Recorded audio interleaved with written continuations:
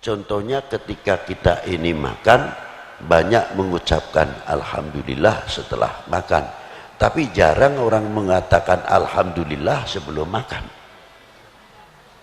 Banyak orang mengucapkan bismillahirrahmanirrahim, memang sunnah sebelum makan, tapi alhamdulillah ketika kita belum makan, walaupun rezeki ini belum sampai ke mulut, kenikmatan sehat walafiat yang diberi oleh Allah sebelum menyuap nasi ke mulut kita, kita bersyukur atau tidak dengan kesehatan yang diberikan oleh Allah kepada kita. Yang kedua, kita sadar atau tidak bahwa apa yang akan menjadi rezeki kita walaupun belum dimakan, kita sadar itu ciptaannya siapa? Kalau kita sadar akan ciptaannya Allah dan menjadi rezeki kita, pasti kita akan menghormati kepada si pemberi rezeki. Itu paling tidak. Dari situlah itu sudah menjadi zikir sebelum makan. Kalau kita bahas lebih jauh lagi, sampai yang menanam dan lain sebagainya. Dan ketika kita menanam, hanya tugas kita menanam saja, tebar, tandur. Kalau kita lihat sebatas kekuatan itu, siapa yang menumbuhkan? Siapa yang menumbuhkan? Allah Subhanahu wa ta'ala. Akal, ikhtiar hanya sebatas menanamkan. Ini agak dewasa sedikit.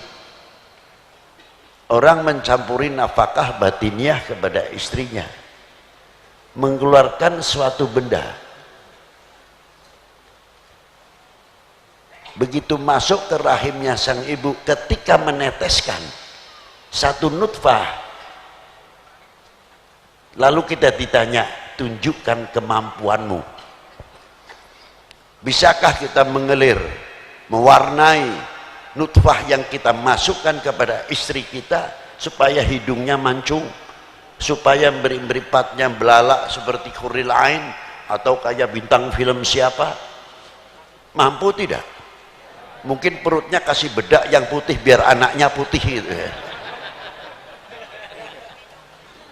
Tidak mampu. Sebetulnya di situ adalah diingatkan oleh Allah Ta'ala, ditantang oleh Allah Ta'ala, kekuat akalmu itu tunjukkan coba. Kalau kamu merasa kuasa, merasa kuat, tunjukkan. Buktinya sperma yang telah masuk ke janin tersebut, ke rahim calon sang ibu, kami sudah menyerah. Mau jadi hitam kayak, mau putih kayak, mau merah kayak, terserah kepada yang maha kuasa. Karena tahu kalau ini terserah kepada yang maha kuasa, nurul ma'rifah itulah yang mulai bekerja, yang mulai menuntun hati kita kenal kepada Allah Subhanahu wa ta'ala. Begitu juga yang kita makan. Nah, akal sama. Allahumma ahyi aqlina wa ra'yuna. Hidupkanlah akal kami ya Allah, pandangan kami ya Allah ya Rabbi, nuri ma'rifatika, sehingga kita melihat Al-Quran, hadis dan lain-lainnya yang menerangi dalam akal kami selalu kepada nurul ma'rifah kepada Allah Subhanahu wa ta'ala. Yakin dan sadar apapun yang dinamakan akal adalah makhluk, tempatnya kekurangan. Tidak ada akal yang sempurna. Karena apa? Setiap selain Allah adalah makhlukun, hawadithun, dhaifun. Maka disinilah Rasulullah sangat mengkhawatirkan sekali sampai bersabda, barang siapa menafsirkan Quran dengan hasil mata kepala sendiri, siap-siap sajalah untuk duduk di api neraka. Man fasarul Quran bi ra'yihi. Itu hadisnya sangat kuat. Karena apa? Kalau sudah ra'yinya meninggalkan daripada nurul ma'rifah, cahaya makrifah kita kepada Allah Subhanahu wa ta'ala. Kalau selalu ini menerangi, selalu akan menjadi sebab menuntun kita bisa melihat, ini mafahim, paham saya yang terlalu keras. Oh ini paham saya, belum tentu orang awam bisa mencerna. Oh ini paham demikian, kalau saya tafsirkan demikian, orang-orang yang masih di pendidikannya rendah sekali belum tentu memahaminya. Ini ma'rifah. Karena apa? Seorang ulama tetap akan bertanggung jawab di hadapan Allah Subhanahu wa taala.